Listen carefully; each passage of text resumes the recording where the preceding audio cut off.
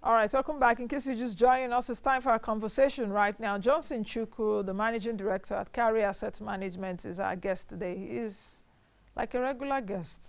And you know he's in Lagos, so he's here. At least he's in Abuja, flesh and blood, because we speak to him on Skype sometimes.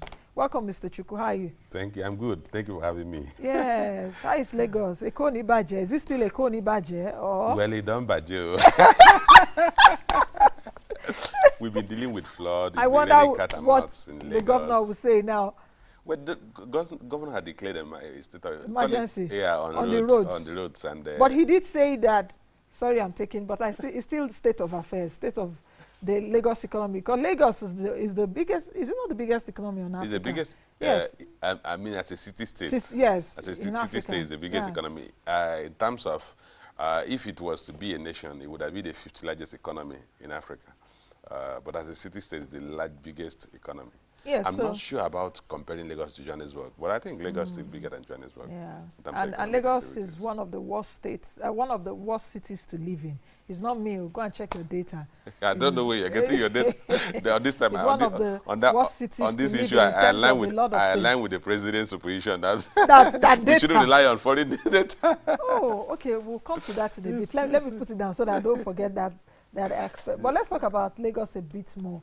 The governor has declared a state of emergency on the roads. But, you know, when I was listening to him, was it 2 weeks ago or so, I felt I so much sympathized with the governor because he was trying to explain himself that the rains are here, there's really nothing or little that he can do. But days later, he declared state of emergency on the roads in Lagos. Have they started work? What are they really doing? Because Lagosians are also saying, we've not seen our governor after the elections.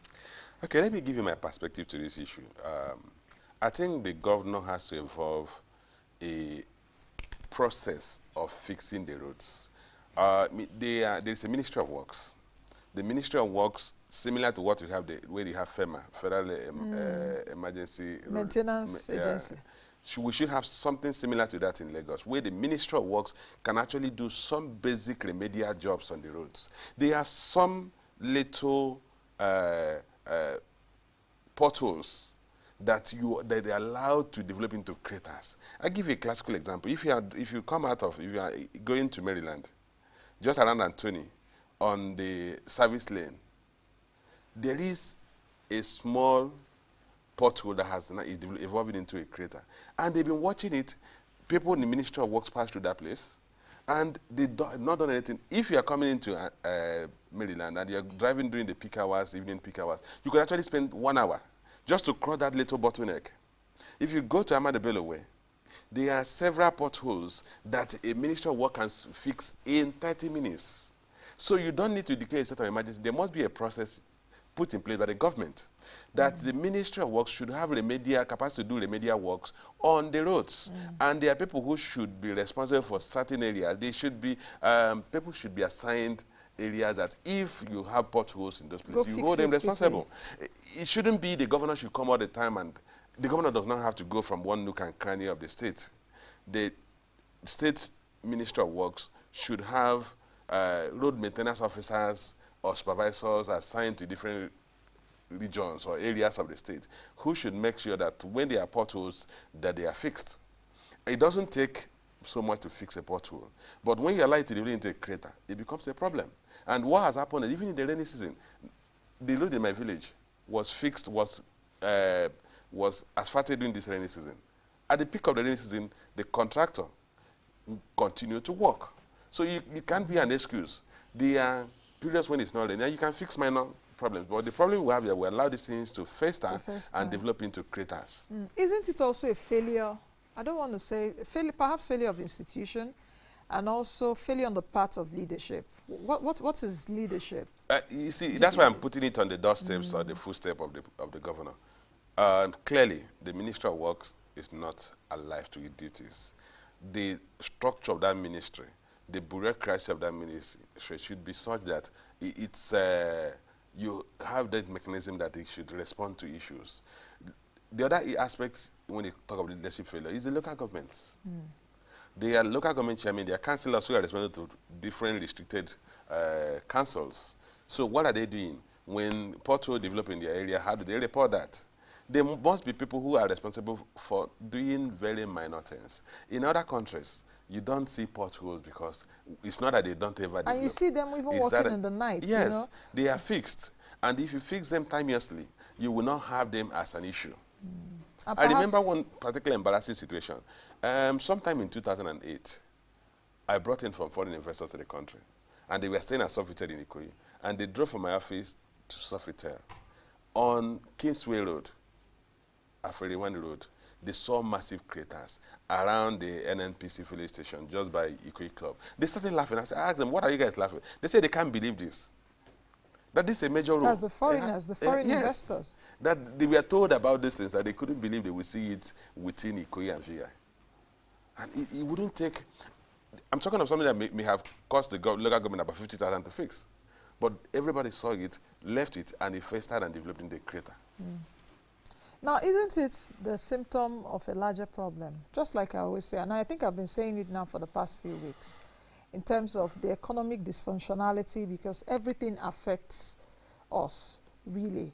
Now, let's move over to, okay, let me just ask you this question directly. We've been seeing what's been happening around the economy, all this news coming out in the past few days. Tell me which one catches your fancy now. Which one worries you the most? Is it all of them? Before I start narrowing it down.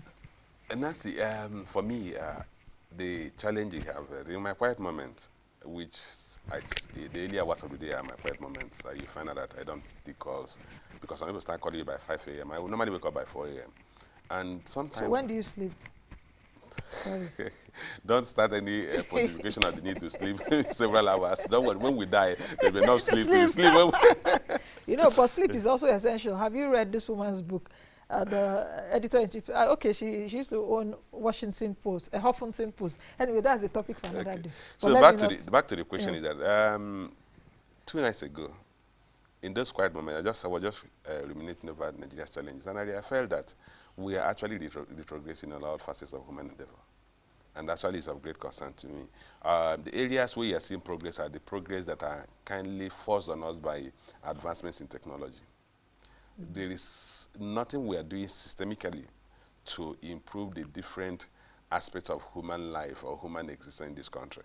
I looked at the educational system, and what brought about this was the kind of pressure I'm getting from people who want you to help them get jobs or to get jobs for their children.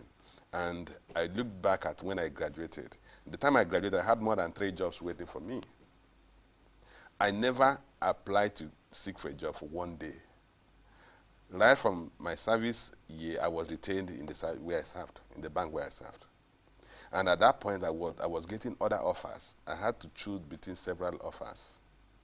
And I didn't graduate in the Stone Age, so that people would think, that was the 60s. I graduated in the early 90s.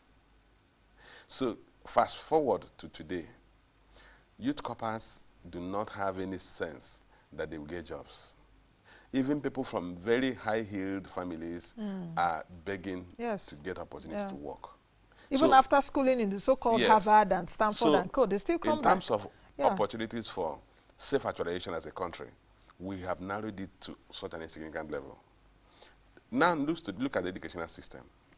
You've seen, I don't know whether you saw that interview, whether it was a comical interview or real, of a youth corper who was being interviewed at the orientation camp.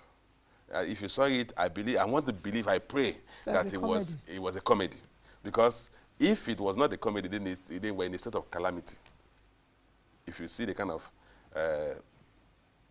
English that the guy was speaking. But the most important thing is this. The world has moved towards what they call STEM educational curriculum. We're still running around with some basics. Quality of education had deteriorated. When I was an undergraduate, I had classmates from Cameroon, from the Gambia, from South Africa. Today, you can't go to a Nigerian university and see any foreigner. Rather, you go to Ghanaian universities and see Nigerians in large numbers. Nigerians are now saying they are sending their children to Benin Republic, and it beggars logic that Nigerian students are going to Benin Republic, a French-speaking country, to go to university. And Sudan. So, On educational system, we have retrogressed. Health-wise, we have not made much progress in terms of basic health. If you want to drive down further on the education system, we have the highest number of out-of-school children globally. I understand about 13.5 million. We have moved from 10 million, and the number is increasing instead of reducing. Tell me areas, is it in sports, where we have not retrogressed?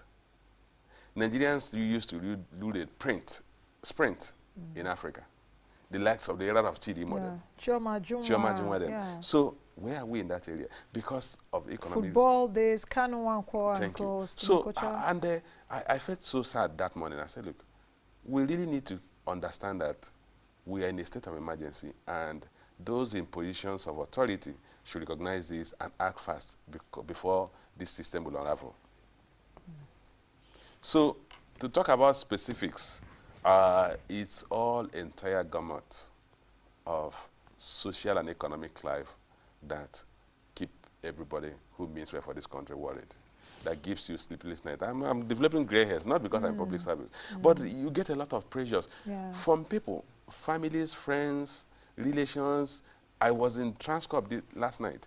After seeing off a guest, as I walked in, I saw a very old friend of mine. He was hailing I was hailing him as well. I didn't know, he told me, Johnson, I have only 1,000 naira with me. Please send me some money. And this person is supposed to be a very big person. And he wouldn't have anything to like because he had never asked for anything from me. And that's how bad the situation is. Either he just came around because he felt he would run into his friends, and he can't go to everybody to make such a request. So we are really, really, really in a difficult situation.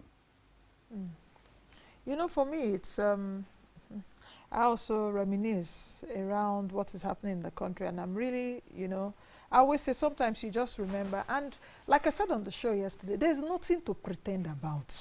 At least for economy, I'm not talking of politics, nothing concerns me with what they're doing. But for economy, there's really nothing to pretend about because we need to fix it. And like I said years ago, I told them, go check my record, go check all the shows that I've done, even years. I was saying that we need to fix this because there are symptoms coming from it, which we are seeing right now. The country is debilitating day by day. The same way you have requests, the same way I have requests. So people, as I'm going out of the studio, they will meet me and they just came, targeting me, come, oh, Nancy, seriously, please, can you give me a job, please? But I don't run a job agency, I'm not in government. Like, so the pressure is just too much. But in the midst of this, in the midst of, I don't want to say gloom, because I understand that countries also have challenges. In the midst of all of this, are there some bright spots that we can actually pinpoint and say, okay, this is something positive happening for the country? Can we build it? I think I asked the same question to Peter Obi, was my guest on Tuesday. And in all of that, you know, I also asked him that same question. Are there some bright spots, even though we're still seeing things are not happening the way we think it should happen, are there some bright spots? Yes, though not too obvious, but they are. And I'll give you an instance. The way at which young Nigerians are developing IT from applications, software applications, writing software programs. There is already an incubation center around Yaba. Yeah. And I hope that we can build on that. The other aspect is our entertainment sector. Irrespective of the fact they have really not, as far as I'm concerned, enjoyed so much of government support. They still keep thriving. Today, the most positive news you hear about Nigeria is coming from the entertainment sector or the entertainment industry. I was in Atlanta with my family during the summer, and we went to a Nike shop to buy, you know, I'm a gym freak. And I and my wife, we always like going to gym almost on a daily basis. So we are doing our little shoppings, and then they started playing Nigerian music. They played Davido, they played Burna Boy. And then my wife was dancing away. So I was also dancing in my own corner. So the guys started looking at us. They say, you guys are Nigerian. We say yes. I asked them, who is playing this? I thought that somebody, they have a point where they say they are playing it all over Nike shops. At that same time? At that same time. That what they basically do is to tune into their Nike station. And they consistently play like 4 tracks of Nigerian music. Yeah. And you can see even those who are not Nigerian shaking their body. So I felt so proud. I was ready to stand on top of the rooftop and announce to everybody I'm a Nigerian. I'm a Nigerian. So it kind of, for the first time while I was away, because when I got there, I had this sense of gloom that, look, I watched this city develop and evolve, and I watched my own country retrogress. Yeah. And then for the first time during that short stay, I had a feel-good moment. Yes, I felt very proud that I'm a Nigerian. And so reality is that this is one of the bright spots that we have. Is there any way they can encourage them? Let's encourage them. Like what the central bank is doing, especially with the creative industry financing initiative, is it a good one? Like you said, like was it last week or so? Godwin Emefiele was in Lagos with to say, okay, fine, we're going to take over the National Theatre because that has been a moribund asset. The governor did hand over that to central bank to say, okay, this asset has been lying fallow. What do we do with it? Is it a good? You know, for me, anything we will do in whatever format to support the creative industry, we should do it. They have the capacity, not just in terms of revenue generation. The branding benefits is so massive that I have had too many encounters outside the country where the first bright spot, the first positive thing you hear is our entertainment industry. It has happened to me in Miami. It has happened to me in Houston, even in South Africa. So where you go to South Africa and you realize that almost everybody is watching Nigerian home movies. And today we have spotted it, the Kenyans have theirs. It all evolved from Nigeria. So whatever we can do, be it the central bank taking over the National Theatre and creating a melting point for those in that industry to rub shoulders, rub mind, and build their skills, or providing funding to them. For me, it's a worthwhile investment. You know, the entertainment industry is such a bright spot. I also have had different feel-good moments too. Even sometime in Sierra Leone, I think in 2012, was it in 2012, I and my colleagues went there for the presidential debates. Just before we had the debates, they were having their campaigns. You know, all the songs they were playing during the campaigns along the road were Nigerian music. Then P-Square, they had not split then.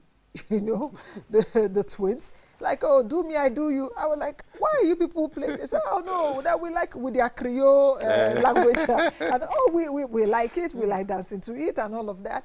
Then I think I was in the United States some years ago. Precisely, was it in where was I again? Is it Arlington or somewhere? I can't remember.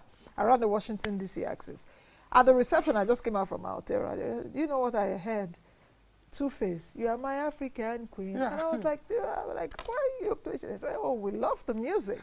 That was even years after. So I think the entertainment industry, like you said, so much branding, and we really need to take that as a bright spot. And I also think that arts and culture should also go into all of that. So Minister Lai Mohammed also has a lot to do in terms of...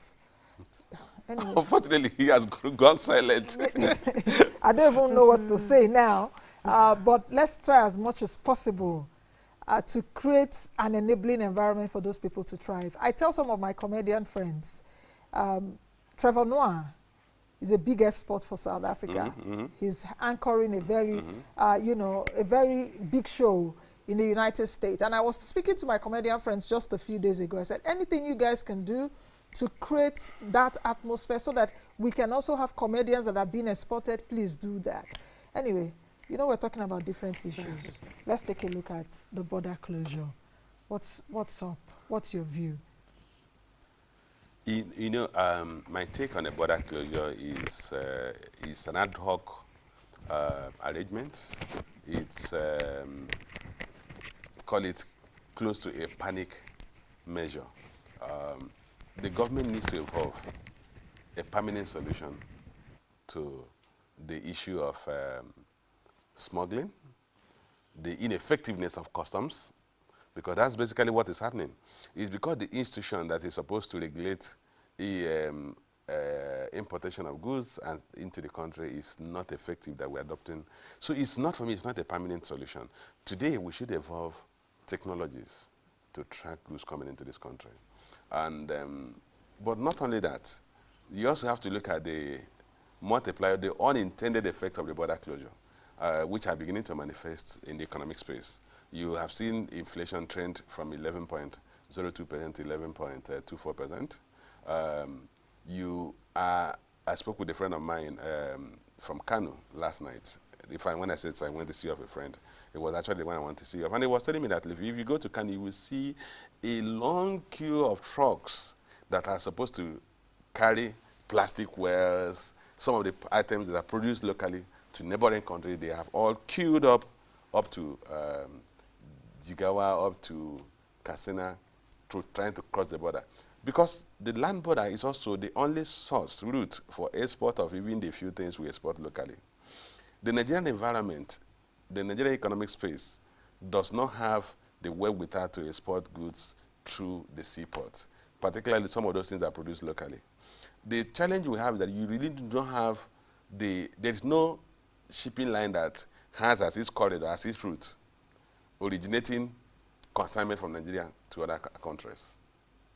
So you can't export goods from Nigeria to Ghana by sea. It has to go first to Europe if you want to try it, and then reach exported to Ghana. Despite the fact that Ghana is just a few nautical miles away from Lagos. So if you close the border completely, you're also shutting down those who are exporting beverages made by Cowry, made by Nestle. You're also exporting those who are exporting brewery products made by Nigerian breweries, Henneken's, or Guinness, or South African breweries. Or you're also closing the border against those who are producing plastic materials and a couple of things that we produce that we export to those neighboring countries. So the unintended effect is that you're going to shut down part of the earnings of those people and the people along the value chain. Then not to talk of the implications of the inward bound consignment. We've seen a material spike in the price of rice. We've seen a material spike in the price of wheat, tomato, chicken, and all those items. And it has come to reflect on the consumer price index. But isn't there a very strong argument there that close the borders, let's check smuggling, because we've been saying it and it's like Benin Republic is just like perhaps 5% of our population. I don't know how many, but about 5 to 10% of our population. And they seem to be a stubborn neighbor. let me put it that way. Okay. And the economy also relies on us, because did you understand what I'm saying? But let me ask you, Nancy, why are we not thinking of making Nigerian customs effective such that no good coming to the country without passing through the import process, even if the goods have to come into the land borders? What is wrong with addressing that? Yes, that solution. Providing it, addressing the problem from a more enduring solution. The only reason why we've closed the border is because customs have failed to discharge their duties effectively. That's all. We need to address that. Because you have subscribed to African Continental Free Trade Agreement. You really need to make your customs effective, because the borders are going to be opened. The customs will be able to track and trap every item that comes into this country. So if we think a border closure is a solution, what happens 2 years down the line when the African Continental Free Trade Agreement comes in live, and then companies are coming to set up manufacturing outfits in Benin Republic, intended for the huge Nigerian market? Would we say then we don't want to still close our borders?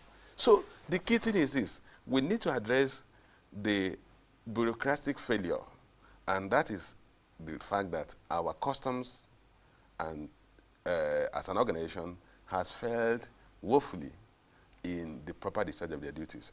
Let me even ask you, Nancy, are you aware, because I read in the papers, that they said customs was going to hotels in Abuja? Yes. And then they were calling out hotels, they were calling out in the night. They were calling out people who were staying in the hotel to come identify their vehicles and prove that they have paid duties. Were the vehicles flown by air into this country? Because they said that the hotels now are avenues whereby the question is this: how did the vehicles get into Abuja? Abuja does not have any land border with any country. Abuja does not have any sea border with any country. How did they get to Abuja? They either came in through the sea, seaports or came into the land. land. Yes. And if you even say, look, they don't drive cars inside the bush. They must have passed through the roads. And there are customs office along all the entry points in the country. So who cleared those vehicles? Have I heard the customs, the leadership of customs are saying, look, we've arrested 20 or 30 custom officials who are at the border post who allowed goods that are not supposed to come in. Why would you go to the hinterland and be pursuing goods that pass through your entry points? Is there any other need to talk about inflation, because you just touched on it? And what's your projection, especially as this border closure is still on, and now it's a border closure of in and out? I think the inflation rate will likely continue to trend northwards in the next couple of months. Beyond the issue of border closure, which the government said they don't intend to reopen in the immediate future, there are other factors that are likely going to affect the inflation rate in the immediate future. One of which is that this is a time when you have high demand for goods and services. As you move towards the Yuletide, the Christmas period, there's always an elevated demand for goods. So you have people who are preparing for celebration service during Christmas. People buy rice and give to their family members or relations. So there will be so much demand for rice beyond what we're producing today. So because people will still smuggle in this rice. It's just that they now pay more to bring in this rice. Through how now? Through the same customs, I must. The key thing is, one basic economic logic is this: if you shut out any item that is demanded by your citizens, those items will find their way through the back channel or through the black market into the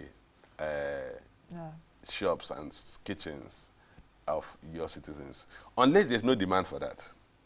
What they would just do is spend more to buy their way through, and then pass in those additional costs. And the cost will be pushed because to the end consumer. Today we're not producing enough rice to meet I was coming to that. So once you don't produce enough to meet local demand, the shortfall will have to be brought in. And in fact, over this border closure, Ghana is appealing to the government to let goods enter Nigeria from Ghana, because also Nigerian goods are also entering Ghana. I think it was the Ghanaian foreign minister that met with the Nigerian High Commissioner to Ghana. You know, that's why I said, look, we really need to address the core. Because Ghana said, we are not doing it, we are not. The key thing is that let's strengthen customs, let's reform customs, let's make customs more effective, and then the customs, whatever is coming in that is banned, they will stop it. Whatever is not banned, they will charge the appropriate tariff. And that's, for me, should be the solution. Now, let's talk about World Bank IMF outlook. At the beginning of the program, I did say during my analysis that South Africa, Nigeria, and Angola are the three big economies, so to speak, because Angola also has oil like Nigeria. Three big economies that are just, Africa wants to move, but these three economies are saying, no, come, no, drying them back in a layman's language so that you understand what I'm saying. So those three economies are fundamentally weak. The rest of Africa is moving, but these three economies are like, no, no, no, dragging them with a rope back. What do you think? And of course, the Washington meeting is on, IMF World Bank meetings. We'll be seeing their deliberations. You know, IMF is projecting Africa will grow about 2.6% this year. And that slow growth rate is basically due to the very weak performance of the three largest economies in Africa. Those three largest economies account for more than 50% of African GDP. The challenge you have is that the problem in Nigeria and Angola is different from the problem in South Africa. The problem in Nigeria and Angola are basically because of what you may call a resource cost, where the two countries are so much dependent on crude oil and crude prices, and their economies are basically mirrors what happens in the crude market. South Africa is a more diversified economy, but also a more complex challenge in the sense that several sectors of the economy are not really doing well. The mining sector is not doing well. Agricultural sector should be doing well. It's not doing well. South Africa has a broader economy, though in terms of GDP size, smaller than Nigeria. So the challenge you have is that, and it all have to do with leadership. or economic management competencies. If you look at South Africa, aside from the time of Zuma, they've been fumbling and stumbling along for the past couple of years, and that has reflected in their economic performance. Angola was almost captured by the last president with his family members in all they've tried to, key positions. They've tried to address that. But of course, the implication of that is that that economy refused to diversify. The economy became so much dependent on crude, and the vagaries of the crude market has actually affected them. Nigeria, we all know our own story, so there's no point of flogging it.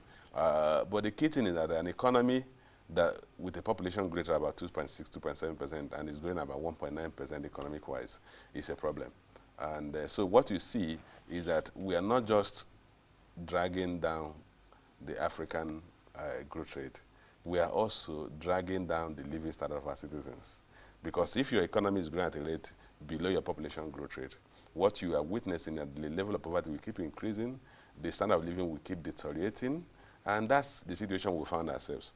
I'm hoping that the president's empaneling of the Advisory Council, Economic Advisory Council, will bring some relief or change the narratives so that this economy can resume its growth rate. We've seen this economy grow about 6.5% consistent with more than a decade. No, but it was also jobless growth. I don't know what we call jobless growth. Yes, we were growing at that time. Perhaps it was better than now.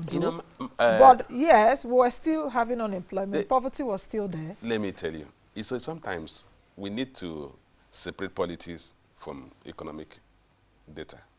In 2015, our unemployment rate was 9.5%. Today, our unemployment rate is 23%.